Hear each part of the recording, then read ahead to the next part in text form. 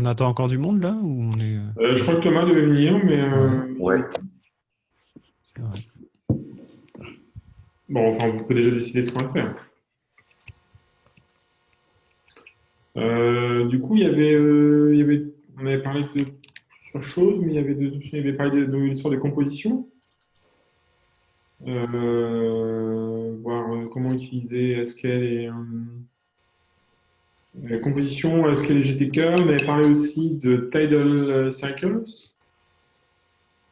Ah oui, c'est vrai. Oui, oui. tester, jouer avec Tidal Cycles, et éventuellement voir comment c'est implémenté. Je pense que Jocelyn avait commencé à jouer aussi avec le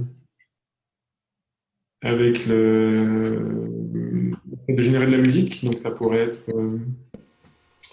voilà. Je vais noter, je sais pas. Après que vous ensemble,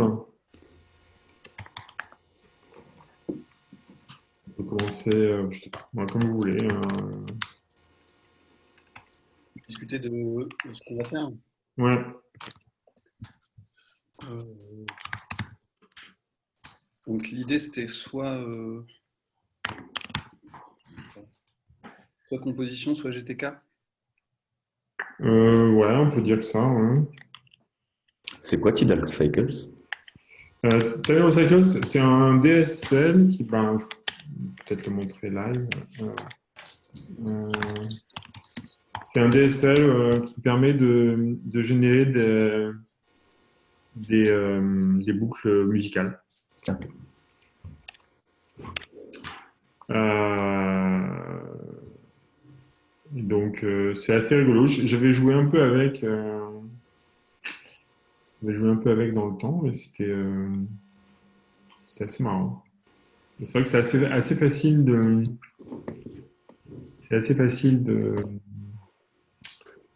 créer des rythmes musicaux qui sont en fait bien. C'est assez marrant. Bon, bref, voilà, c'est un peu une. Bon, par contre, j'ai peur que n'ayant pas préparé, ce soit un peu chaud. Mm. Sinon, j'avais commencé à jeter un œil à la composition. On peut éventuellement peut-être faire effectivement une lecture, regarder à quoi ressemble le code de composition. Ça pourrait pourrait être pas mal. Pourquoi pas? Ouais, plus un. Voir comment c'est structuré et puis ce qu'on peut en faire. On essaie de faire ça. Mhm. Ok. Alors, du coup, je vais lancer Visual Studio Code. Donc, quelqu'un lance. Alors, VS Code. Donc, je vais cloner le repo. Quelque part. Voilà, par exemple, ici.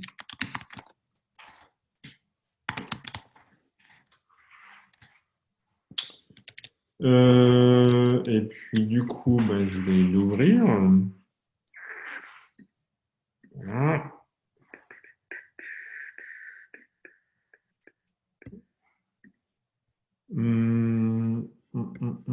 Et le partager avec vous.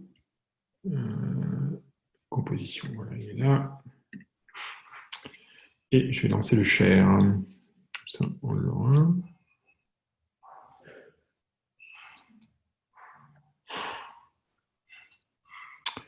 Alors, share, voilà. Et du coup, je le copie dans le chat du Zoom.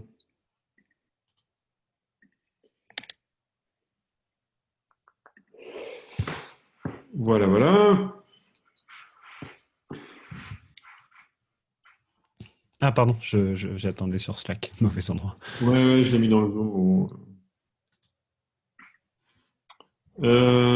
Du coup,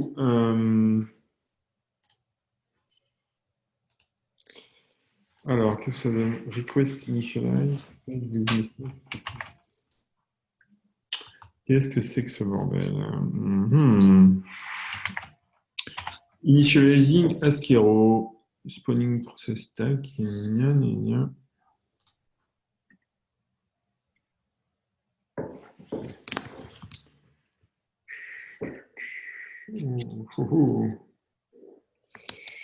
Alors, du coup, je vais partager.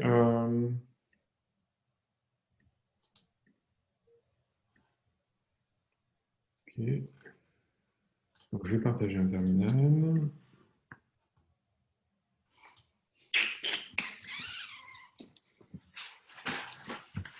Alors, qu'est-ce que ça donne, ça? Si je fais un stack test, par exemple.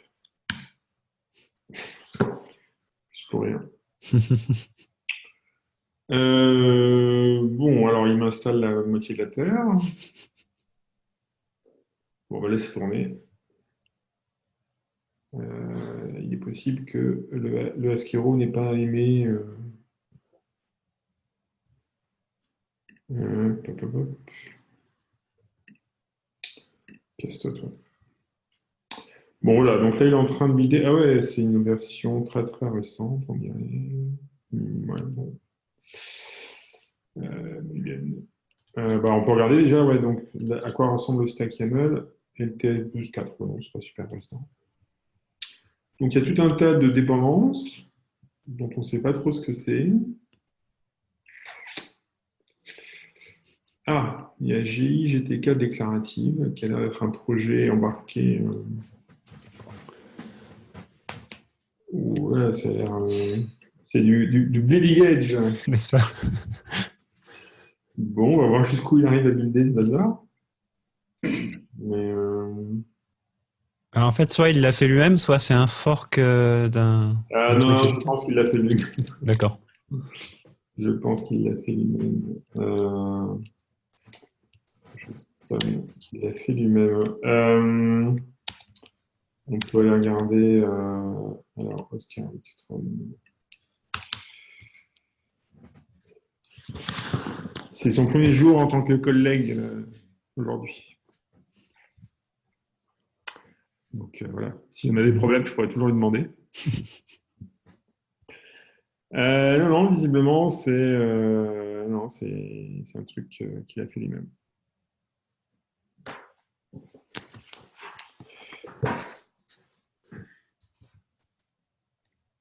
Bon, donc ça build. Alors, qu'est-ce qu'on a là-dedans? Qu'est-ce qu'on commence par regarder? Peut-être on commence par l'exé. Ok. Alors, ouais, voilà. Donc, comme j'ai pas interro, j'ai pas encore la. Run GTK User Interface. Ok, bon. Ok. Du coup, dans le source composition, application.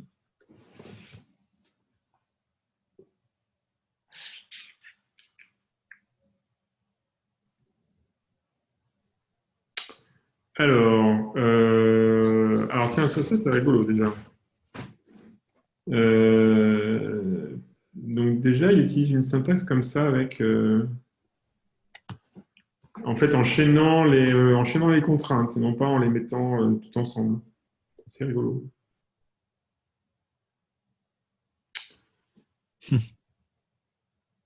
Donc, qu'est-ce que ça nous dit ça? Donc, composition, on a une application TM, une user interface TM, mais c'est pas le même TM, là, c'est bien une application de T vers M. Et tout ça, ça produit TM, empty. Donc, une application dans une stand monade, j'imagine M, empty, je ne sais pas ce que c'est. Donc, il faut regarder ici, je suppose. Ouais, alors c'est là que ça devient rigolo, c'est qu'il utilise des index monades.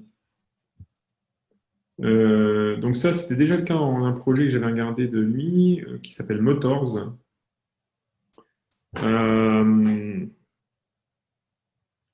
qui s'appelle Motors, qui est un projet qui sert à définir des state machines au niveau des types. Et donc ici, ce qu'il dit, donc on a des IX monades, donc qui sont définis, je ne sais pas trop où. J'ai l'impression qu'elles sont définies là, hein. Ouais, index.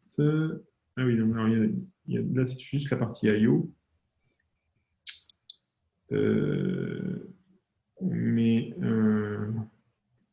dans la partie application base. Ici, donc, ça vient du package index monade qui est référencé ici. Non, ici, index 0.1.3. Donc, si on regarde un peu dans la cache, je vais partager mon écran peut-être. Ça a intérêt. Si, vas-y. Attends, je vais arrêter de partager le mien. Non, regarde plutôt tu vas dans la cage et tu peux chercher indexed. Ok, attends. Cage. J'arrive.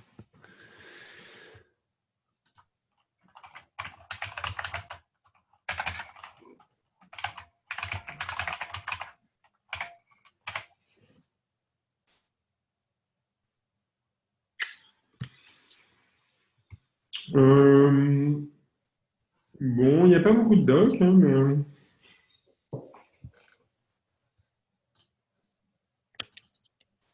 Il n'y a pas beaucoup de docs.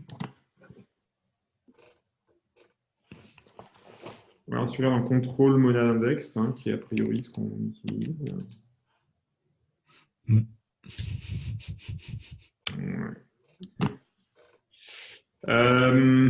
Bon. Intéressant.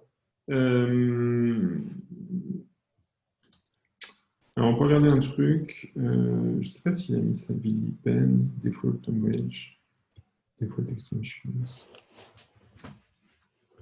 L'idée des index monades, ça parle ou pas trop en fait?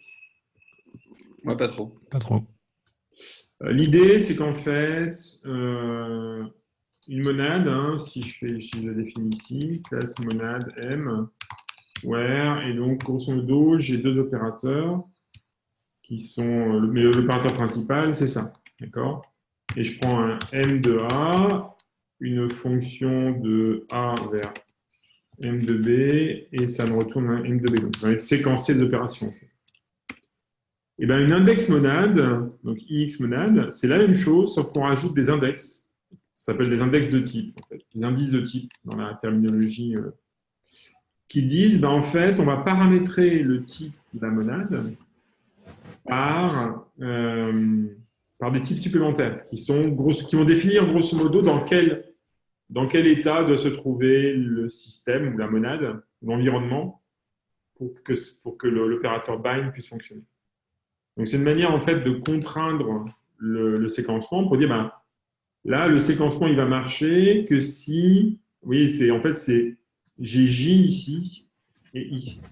Ah, oui. J'ai trois index, I, J et K. Et en fait, le séquencement ne marche que si entre guillemets, l'output du premier est égal à l'input du second. Et du coup, ça me permet de considérer que je peux séquencer. Même principe pour l'opérateur de binding ici.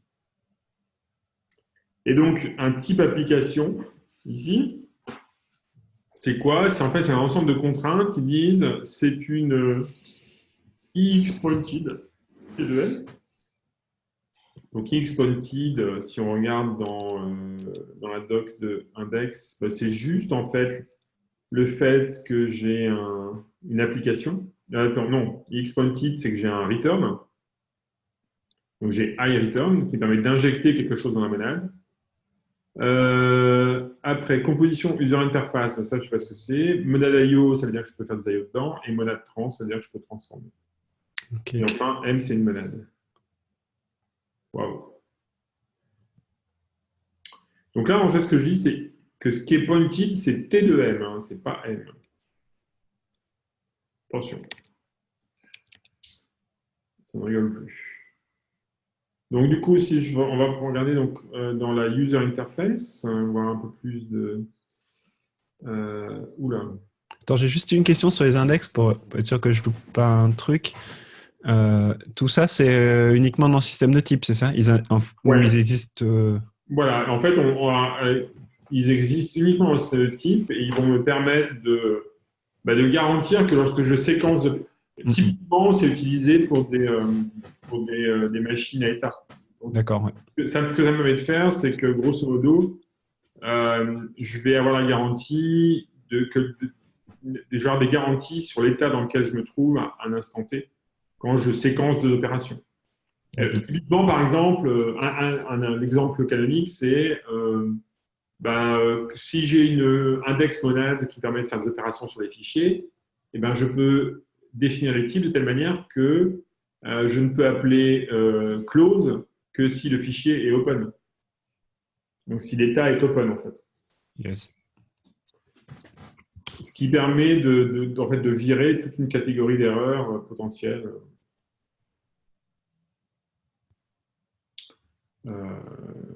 Voilà. Alors, du coup, là voilà. Alors, composition. Alors, si on regarde dans User Interface, donc là, on a plein de trucs. Et entre autres, on a, si vous regardez la fonction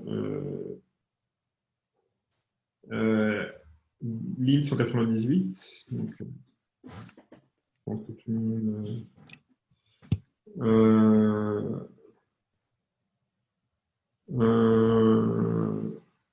voilà.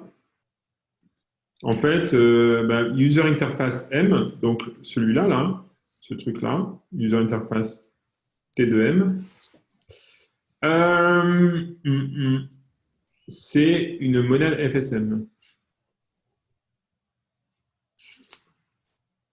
D'accord. Et donc, enfin, ça suppose que M est une monade FSM, donc du coup, je peux faire ce que j'expliquais sur l'histoire des systèmes de transition. Donc là, je définis en fait, grosso modo, je définis les différentes transitions d'interface graphique. Et ce que je peux faire avec. Donc c'est un moyen en fait de spécifier, notamment dans le type, de spécifier avec les systèmes de type, comment je passe d'un état à un autre. Donc, regardez, on a par exemple ce truc-là, enter import ici, ça prend un nom, un port file modèle, je ne sais pas ce que c'est, et ça va me produire des actions dans la monade M, telles que je vais passer de l'état state M timeline mode à l'état state M import mode. Et je retourne rien. Donc, toute cette machinerie-là me permet de faire en sorte que, donc si par exemple, on peut regarder, find all reference. Ah oui, on ne pourra pas regarder parce que ça n'a pas fini de builder. On va le faire à la mimine. On va le faire à la mimine si on fait un edit file. Find in files. Enter import. Voilà. Juste une question. Ouais. C'est quoi cette syntaxe de n 2 points égal avec une transition qui est... J'en ai aucune idée. C'est des trucs qui sont définis en fait dans les types motor. Ah, ok. C'est pas du tout du syntaxe en fait. Tout ça, c'est des types en fait.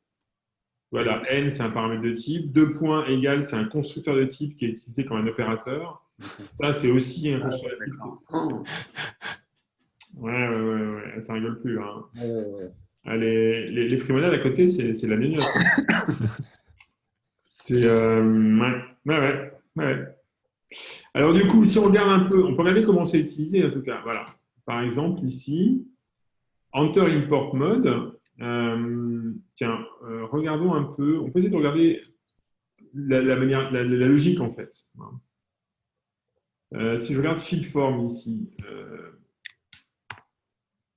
fill form. Voilà, result, fill form, c'est défini où? Voilà, non, ah mais si, c'est là. Fill form, alors update import.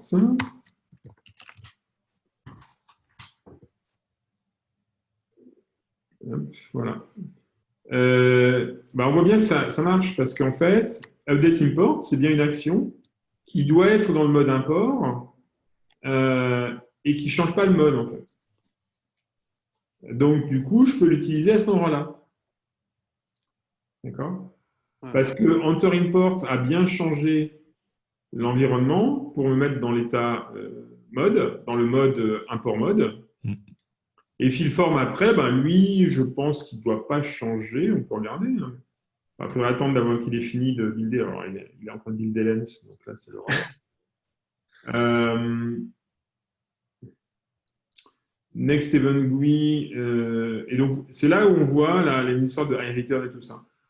Et donc, je pense que tout ça, ça marche grâce à ceci. Enfin, entre autres, mais il y a plein d'autres extensions. Dans l'occurrence, Rebindable Syntax permet de dire « Ah ouais, mais j'utilise la syntaxe do, notation, mais ceci n'est pas une monade. » What? Wow. Ouais. Donc, ça utilise la do notation, en fait, et ça permet d'utiliser la do notation à partir du moment où tu définis les opérateurs qui vont bien. Supérieur, supérieur, égal et return. Et supérieur, supérieur, égal et supérieur, supérieur. Si tu définis ces deux opérateurs, tu peux utiliser Rebindable Syntax et tu vas pouvoir utiliser la syntaxe do. Okay. Ouais, je sais. Ok. Alors là, il a foiré. Il a besoin de Happy. Donc, on va installer Happy. Tu sais ce que c'est? Ouais, c'est un parseur, si je me souviens son nom. Alors, lib AV utile. Là, je sens qu'on va rentrer dans les trucs sympas avec GTK. Comme je suis sur Mac, ça m'étonnerait que ça marche bien. Lib AV utile. Alors, du coup, si je redémarre, si je cherche.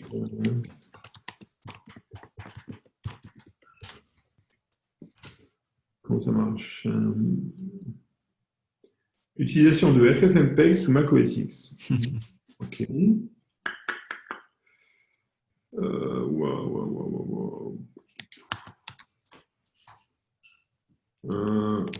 Peut-être que j'installe FFmpeg.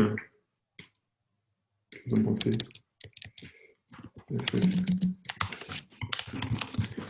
Un petit brew install dans un coin?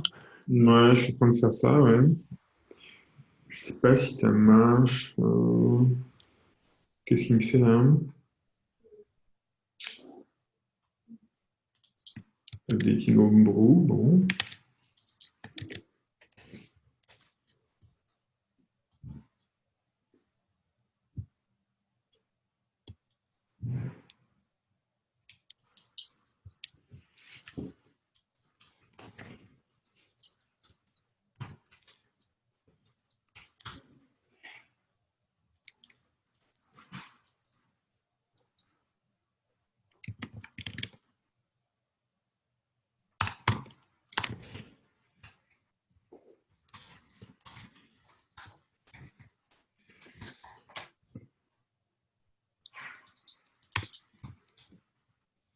Donc ça, tu disais, c'est un collègue à toi qui l'a écrit. Maintenant, c'est un collègue à moi. C'était pas un collègue à moi avant. Mais... Ça fait peur, hein? Ça fait un peu peur. Ouais. Ah ouais, c'est un. Ouais. Alors, bon, après, si on peut regarder juste ce fichier-là. Hein. Donc, l'histoire des monades, l'index, ça permet de faire ce genre de truc. Donc, de garantir, en fait, que je ne pourrais pas utiliser de garantir que je ne pourrais pas utiliser des trucs moins. Des modes, par exemple, des actions dans un certain mode. C'est pas idiot, en fait, c'est quand même un moyen de se sauvegarder lorsque je fais du code, donc c'est plutôt pas mal. Bon, par contre, évidemment, on se retrouve à faire ce genre de choses, par exemple. Hein.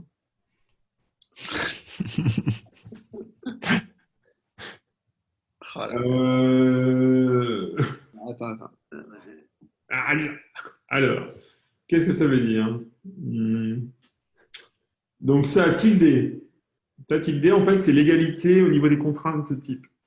L'égalité au niveau des tas de classes. Les contraintes, en fait. Donc ça dit, il faut que ce truc-là soit égal à ce truc-là au niveau des types. Dans la résolution des types. Donc en fait, il va chercher à l'unifier et puis à faire en sorte que ça marche. Donc là, ça dit que R, point d'interrogation N, doit être égal à state de M de S. Alors, M de S, il est où? Ben, S, il est nulle part, donc c'est un S quelconque, en fait. C'est un state de M quelque chose. Et R, point d'interrogation N, bon, il faudrait savoir la définition de R, point d'interrogation N, mais je soupçonne que ça doit être... alors, est-ce que c'est en base, peut-être? Peut-être pas en base. Non, il n'est pas là.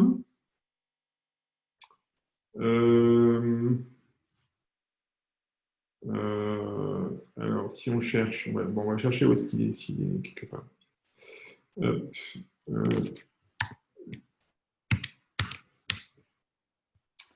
User interface. Vidéo. Ah, on le retrouve là. Ah, ici. Donc là, on est en train. Et donc là, c'est quoi? Data Massive Array. Donc là, Data Massive, je ne sais pas ce que c'est. C'est une bibliothèque qui permet d'utiliser des tableaux, visiblement. Alors, c'est des trucs de calcul d'images. Hein.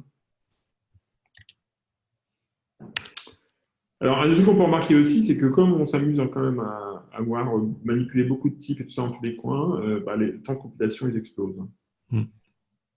Évidemment. Évidemment.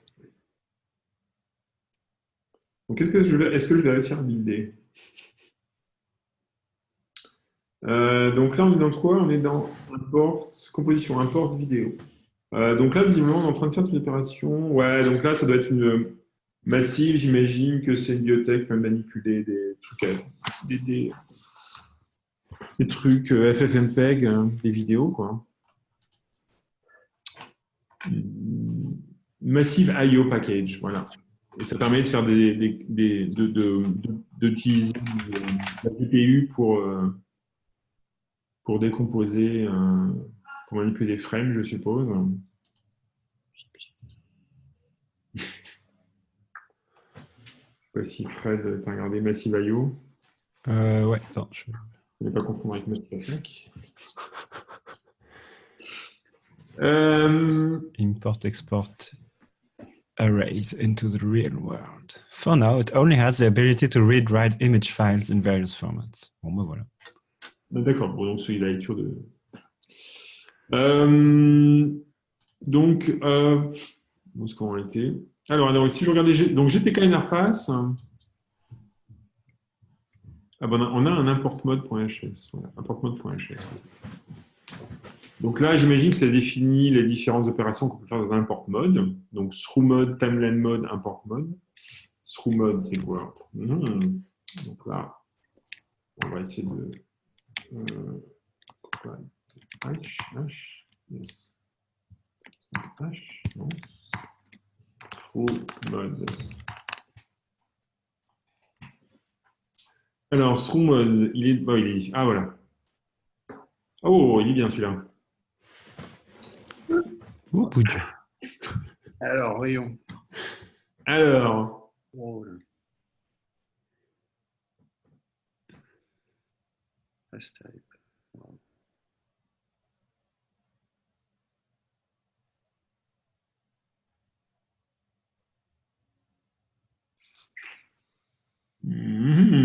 J'ai une question là.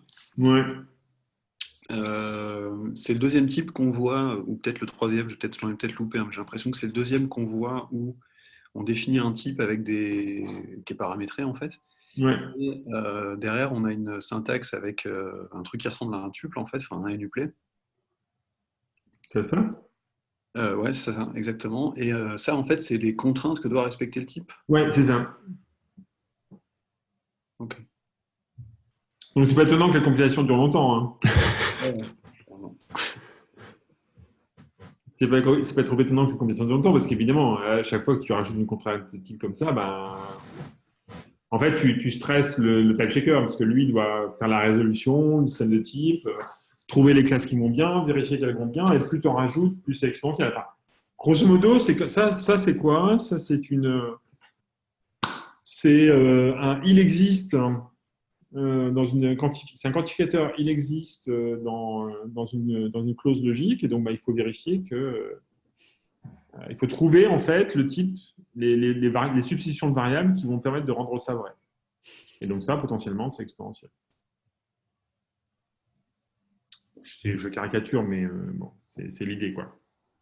Je la fais courte, mais c'est l'idée. Donc ça dit, ben, M est une user interface. As-type n state 1 R1, as-type, bon ça je ne sais pas trop ce que c'est. Donc as-type, on peut essayer de décortiquer. Contrôle 1. On croirait vraiment lire du prologue. Hein. Ah ouais, mais en fait,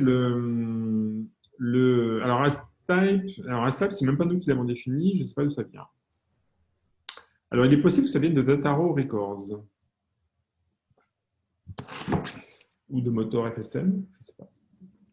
Parce que c'est pas défini ici, donc on va attendre qu'il ait fini de compiler. Si je vais chercher, je peux chercher dans Google peut-être. S'il est indexé. Non. Alors, as-type, Haskell.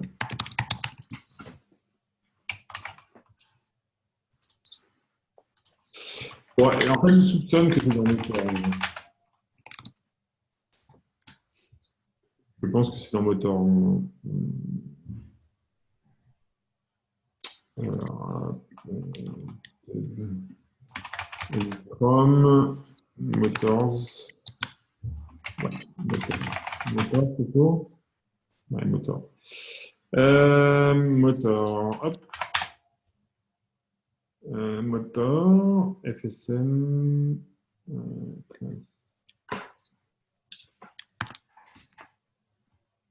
Alors, non, ça va être dans Raw Records.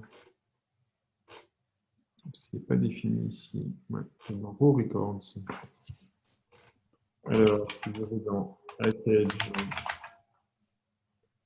et je cherche Raw. J'ai un truc qui s'appelle Raw Types. Je regarde dans mon cabal. Dans mon cabal, de quoi je dépends? Alors, est-ce que je dépends de row types? Il y a des chances. Voilà, row types. Donc, row types. Voilà. Et c'est un machin qui permet de définir, en fait, des row types qui sont des type level records. Pour faire simple.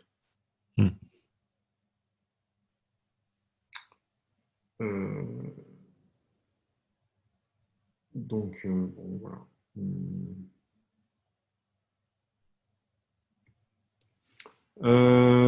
Et donc, Raw Types, je vous invite effectivement à aller jeter un coup d'œil, c'est assez édifiant.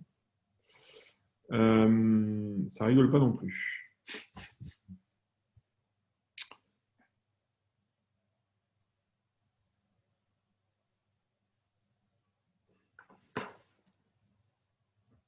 Ouais, donc, point d'interrogation banque, c'est vraiment un Raw Type. Défini en Raw Type. Et c'est un moyen qui permet d'associer. Ah oui, c'est tout simple en fait. C'est l'équivalent d'un get. Donc, ça permet d'associer en fait quand je dis. Quand je dis où est-ce qu'il était. Est-ce qu'il était? C'est pas ici. Ouais, non, c'est pas ça. C'est autre chose. Bon, je sais pas où est-ce qu'il était. On avait un dans le type à un moment.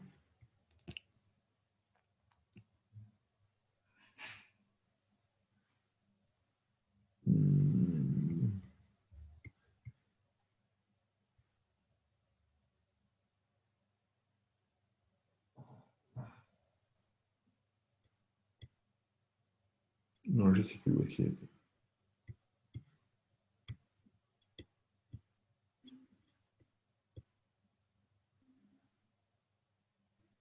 Bon. Bon, ça continue à builder. Hein. Comment il surgit quand il est en train de développer ça? Quoi?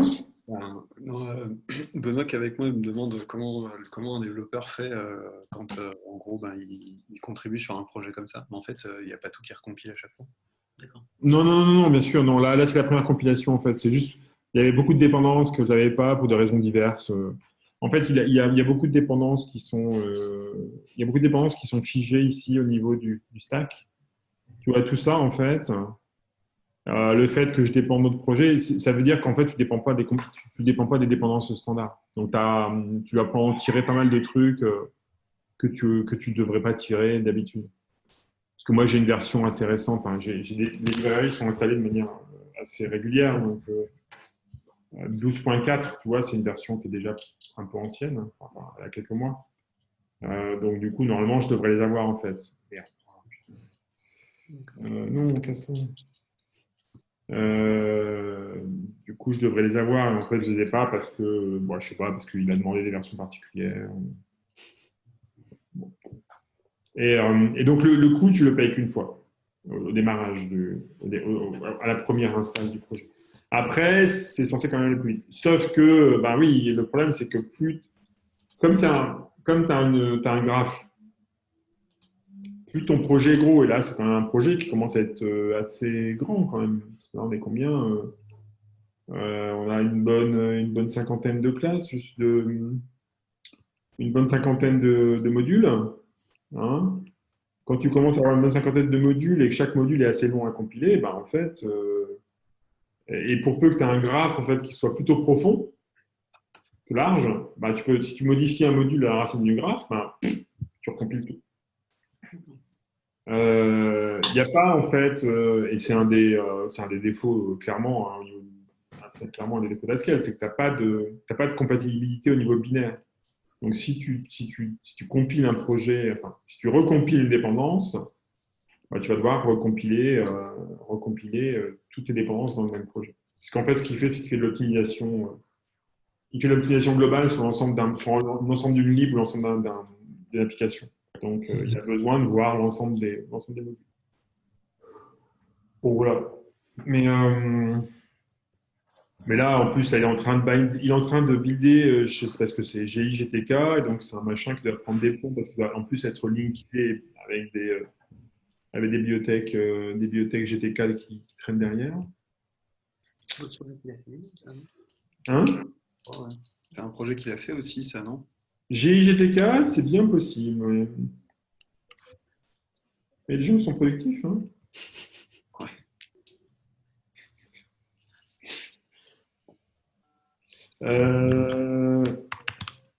Non, c'est pas lui qui l'a fait GIGTK. Il a fait une partie. Il a fait GTK déclarative. Donc GIGTK, c'est autre chose. Haskell GI, graphique, j'imagine que. Generate Haskell bindings for GObject introspection capable libraries. Donc GObject introspection, blablabla, ça doit être tout ce qui est autour de GTK. Quoi. Ouais, ça fait partie de GI-GTK. Haskell GI Cabal.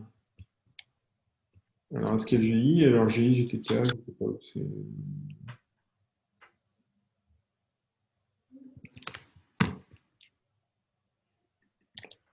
Ouais, il compile, hein. Et puis mes CPU, là, ils sont pas à zéro, hein.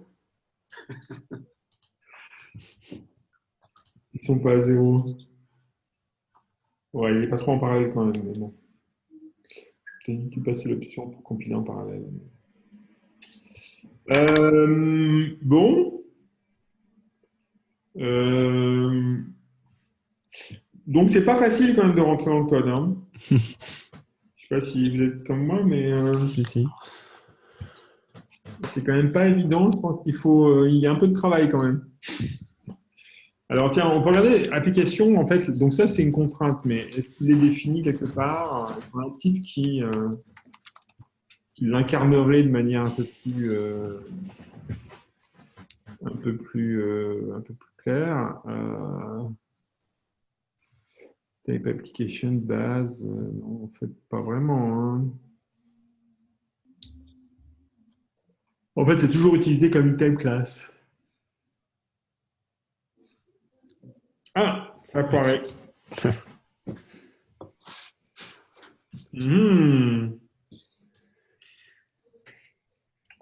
Ouais, bon, alors là, je crois que ça va être un peu chaud. Ouais. Alors, attends.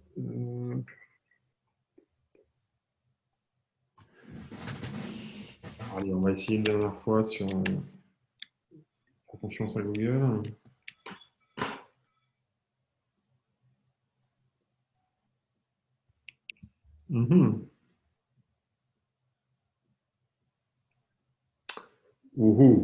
Alors, si je dis package config, package config,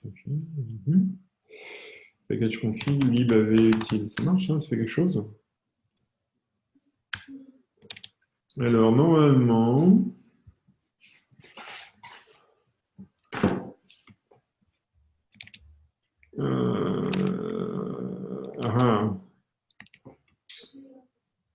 the package config, package lib av util is required but could not be found. Y a-t-il des spécialistes de Linux dans la salle? Non. Mauvais. Ah, putain, je vais y arriver. Wesh. Tac. Voilà.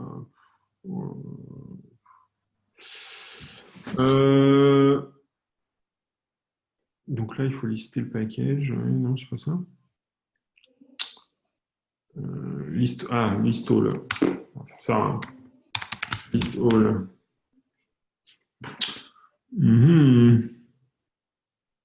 Alors, ce qui est pratique, c'est qu'en plus, ils sont en ordre alphabétique.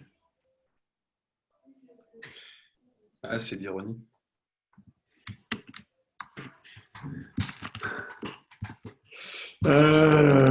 On n'est pas aidé. Hein. Ah bah si, il est là pourtant. Il est là pourtant. Alors, si je dis... regarde, je vais faire un truc. Export. Package config pass. Égal.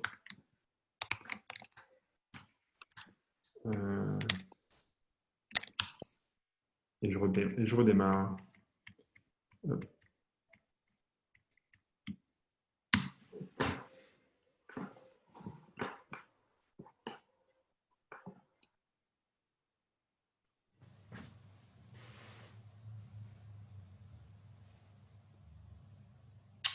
Eh ben, si ça marche. Voilà le miracle. Non, quand même pas. Oh. Qu'est-ce qu'il raconte? Did not find a GI repository for GHT 1.0. Oh là là là. On peut aller voir dans libdata, GI, GIR, repository HS. Ah ouais, d'accord. Non, mais c'est dans un sous-projet, en fait.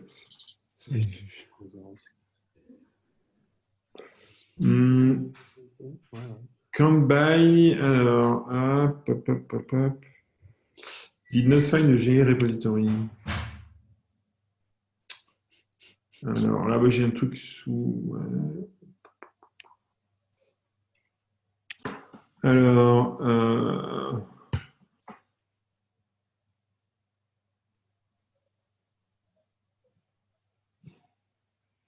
Aucune idée de quoi il parle. Ouais, bon... User share GIR 1.0, qu'est-ce que c'est ces trucs-là? C'est lui qui est censé installer... pas hyper standard, ça. Moi aussi, il y a plein de trucs. Hein. Si, ouais, effectivement. Des trucs. Alors là, il dit quoi? Il dit qu'il ne trouve pas quoi? Une note fin de GI repository at user share. GIR, tirer 1.0. Bah oui, il y a quelque chose. C'est parce que si je regarde, hop, user local share et user share.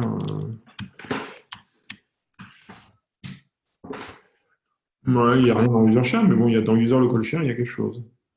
GTK, GA.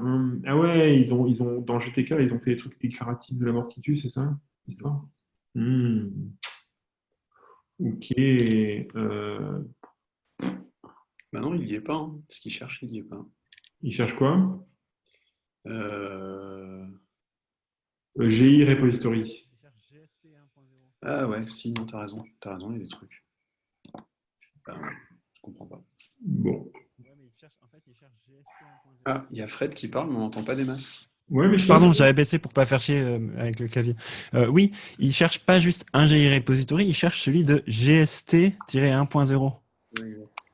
Et effectivement, pas l'air. Alors, GST. C'est quoi GST? Aucune idée. LibGST peut-être, je sais pas. Fixe. LibGST, ah, ça existe, LibGST. Les streamers. Oui, donc c'est. Ouais, du coup, c'est relativement cohérent, effectivement, comme on fait de la vidéo. Ah oui, d'accord. Donc, il manque un truc, c'est ça que tu es en train de me dire, en fait. Ouais. Donc potentiellement, si je fais un bro install, quoi? GStreamer, c'est ça? Ouais, pour essayer ça, ouais. Putain, je vais me pourrir ma machine avec toute cette GDK, là, con. En fait, c'est des trucs pour Gnome. Bah oui, c'est GTK, donc... Ah bah oui, GTK. GTK, le G, c'est Gnome. Ah, le G, c'est GNOME, ouais. On ne peut plus GNOME, ouais. Ah, c'est peut-être GNU, remarque, hein, mais... c'est peut-être GNU. Ouais, mais il a fait un truc, hein. Allez. C'est en fou. Ah, c'est The GIMP Toolkit. C'est GIMP. Ah oui, GIMP, oui, c'est GIMP, en fait. Ouais, à Oui, c'est l'origine, vrai, en fait, à tout ça, l'origine. c'était développé, en fait, pour GIMP, effectivement. Ouais, Et ensuite, c'est ouais, je me souviens maintenant, ouais. Eh ben, on est bien. Et ben voilà, voilà.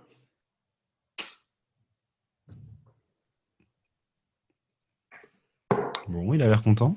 Ça marche, je ne sais pas comment on y est fait. Il a pas l'air d'être content pour l'instant. Ouais, c'est ça. Jusqu'ici, C'est ça. tout va bien. Jusqu'ici, tout va bien. Jusqu'ici, tout va bien.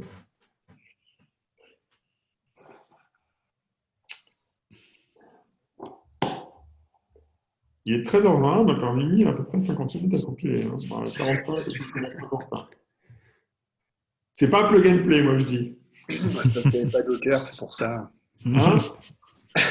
Il n'aime pas Docker, ouais, c'est pour ça.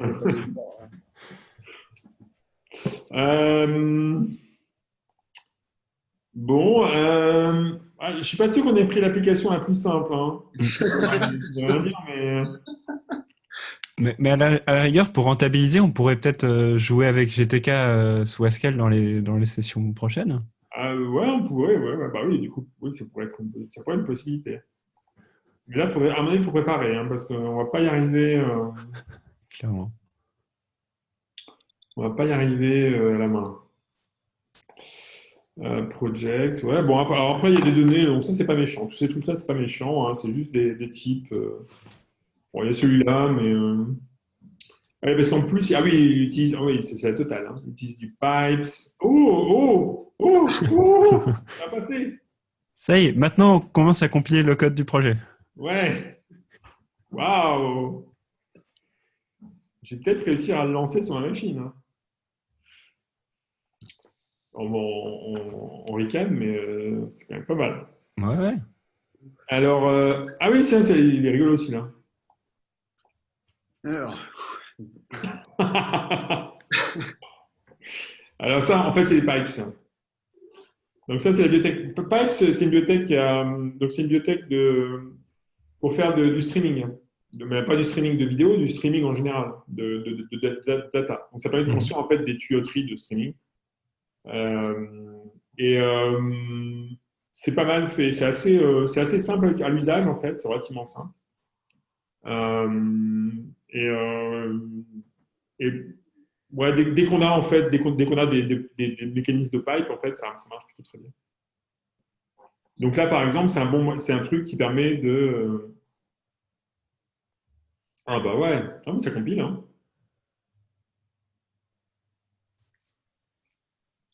Ça compile. Divide progresse fort. Bah ouais, il a 4 machins qui. 3 machins qui bossent. 4. Mhm.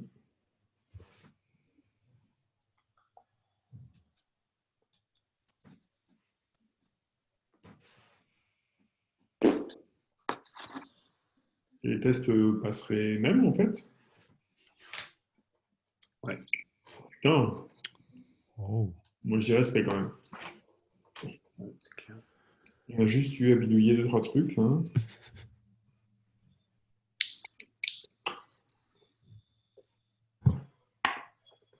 Pas mal, pas mal. Alors, qu'est-ce que j'ai dû installer? Ouais. Alors, j'ai dû installer JStreamer, libavutil, ouais, un API. Et puis, c'était correctement le package config path. Mhm. Bon. Ça, je vais juste le garder sous la main. C'est rigolo. Je vais le filer à Oscar. Je vais le filer à Oscar. Pour le coup, dans les complications, je blâmerais plus GTK que Ah oui, oui, AWS non, Takasken. oui, là, bon, oui, mais enfin bon, GTK sur, en l'occurrence, GTK sur Mac. Alors attends, on va essayer de faire un truc, on va essayer de l'installer, voir si ça, voilà. Alors supposons maintenant que je fasse composition, et ben ça se lance. Et là, nous, Alors là, je partage mon écran, Ah là là. je pense que ça vaut le coup. Hop, share. Voilà, composition. Create new project. On va l'appeler new folder. Comp.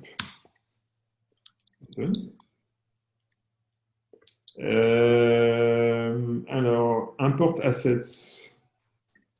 Import file. Bon, il ne faut pas que j'importe mes films de boule parce que sinon ça ne va pas le faire.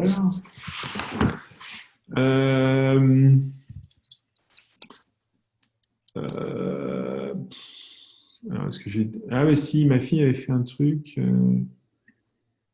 Non, j'ai plus rien. Non, j'ai pas de MP4 particulièrement. Là. Ah, bah si, j'ai peut-être un exemplaire. Bah, je suis con. J'ai pas un exemple dans composition lui-même. Hop. Bench. Doc. Source. User guide. Non, il n'y a pas. Il n'y a pas, il n'y a pas. Oh, c'est dommage, on n'était pas loin là. Alors, si je vais sur la page web de composition. Composition. Ouais. Alors, si je vais là. Hop. Voilà. Du coup, maintenant, je vais sur sa page et je vais downloader le truc ici. Je peux le downloader, ça ou pas?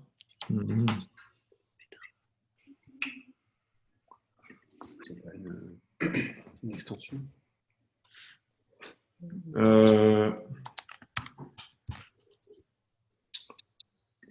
Sample.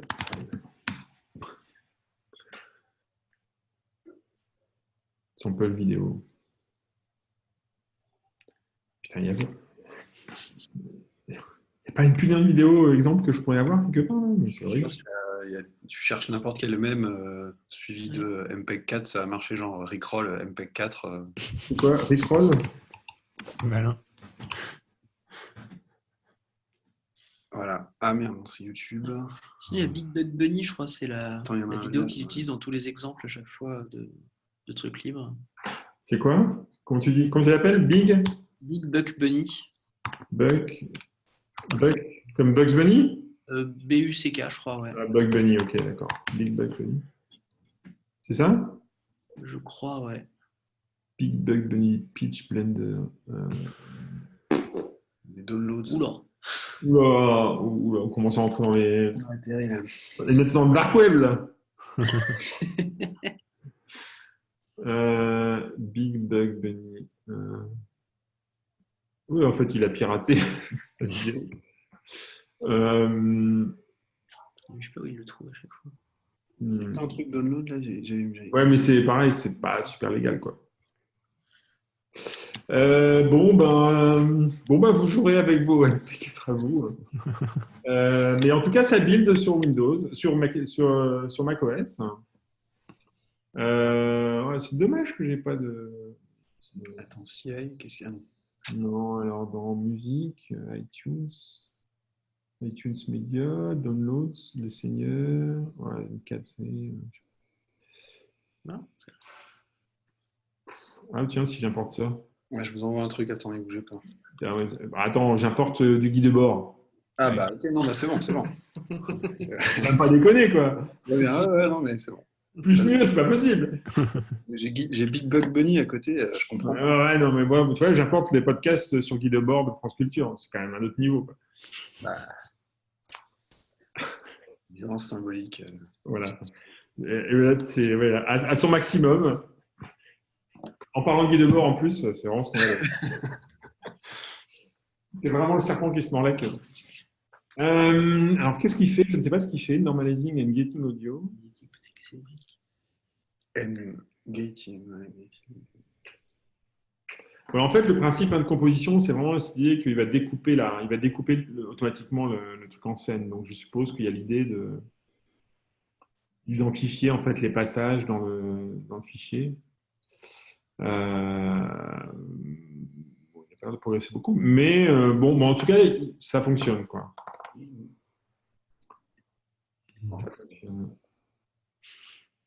Peut-être qu'il est un peu gros aussi le fichier, je sais pas.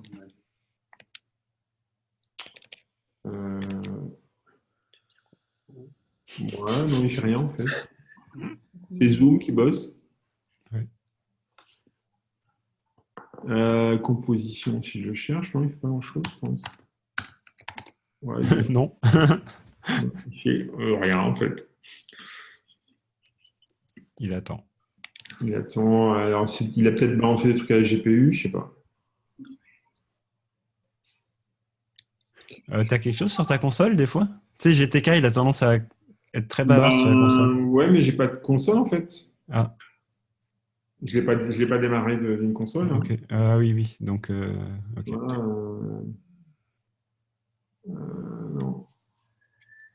Bon, là, je pense qu'il est parti en sucette. Mm. On va essayer un truc un peu petit. Bon, enfin, voilà. Ok. Bah, merci. Bon, c'est une expérience. Moi, j'ai trouvé ça cool quelque part. Mais, ah oui, si, tu avais raison. T'avais raison. Hmm. Ah oui, il est en train de faire quelque chose, hein. Ah ouais. Ah oui. Quiet, stats. Ouais. Oui, il essaie de convertir, en fait, je sais pas quoi. Ouais. Ouais. Ah oui, donc ah oui, t'as converti tout le MP3 en WAV, donc ça doit grossir un petit peu, oui. Ouais, peut-être. Bon. Bon, je ne sais pas que tirer de cette expérience, mais Bah, il y a 30 trucs qui sont utilisés là-dedans qu'on pourrait creuser. Hmm. ah oui, c'est clair. Ouais. C'est clair que. Ah oui, mais d'ailleurs, du coup, hop, en fait, comme j'ai un terreau qui fonctionne maintenant. Ouais, alors ce que je racontais sur l'histoire de ici, le fait que quand quand on a des index monades, en fait, du coup, où est-ce que j'avais fait import mode, voilà.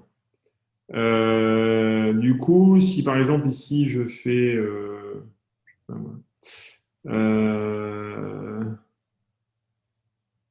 Enter Library, supposons qu'ici je fasse Enter Library undefined, ouais,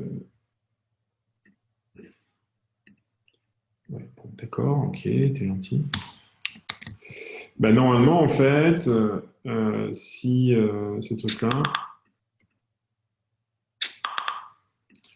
si je build, normalement, il va me dire, ah bah non, ça marche pas. Voilà. Et donc là, ça me permet vraiment de définir. Alors bon, l'erreur, elle est un peu impressionnante, mais donc could not deduce, modify n0 state t library mode, state tm library mode. Bon, grosso modo, hein, il dit que voilà, il dépend de bon type. Mais donc c'est un mécanisme assez puissant. On pourrait creuser ces histoires d'index monade. Il y a un article de Connor Mybrad qui est pas mal là-dessus, qui est relativement compréhensible, enfin, relativement, qui permet de décortiquer en fait le mécanisme qui est utilisé. Après, ouais, il y a plein d'autres trucs, hein, effectivement, sur l'utilisation des type classes, des types à paramétrer dans tous les coins. Voilà. Je ne sais pas si... On s'arrête là? Y a-t-il des remarques, questions diverses et variées? Bah écoute, moi comme Thomas, quoi, je vois qu'on pourrait prendre un tout petit machin et creuser ça. Ouais, typiquement index monade. Ouais, tout à l'heure, tu parlais aussi de la lib là, qui permettait d'avoir des records au niveau type. Enfin, Ouais. joli coffre à jouer.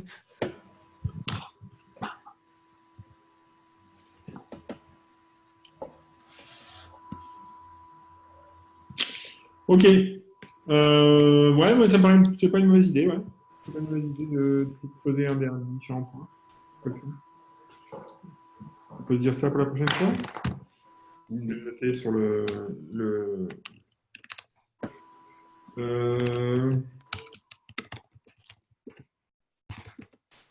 Et du coup, j'ai l'impression, enfin, après avoir fait ce très léger survol de index monade, j'ai l'impression que motor FSM, ça doit pas être si dingue que ça, quoi. Une fois que tu as déjà fait le saut jusqu'à index monade. Ouais.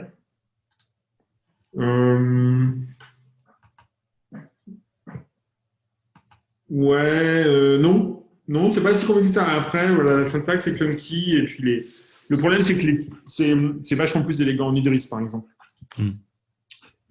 Parce que en fait, en Haskell, ça devient suite un peu clunky de passer des types aux valeurs, des valeurs aux types.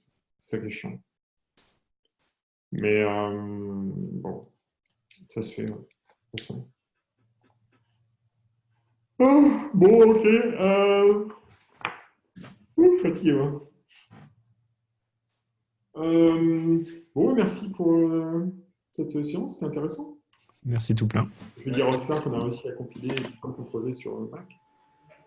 Ouais, c'est vrai. Je sais pas si ça intéresse, mais bon, ça peut être rigolo. À bientôt. Ouais, merci. À bientôt. Bonjour à tous. Ciao. Ciao.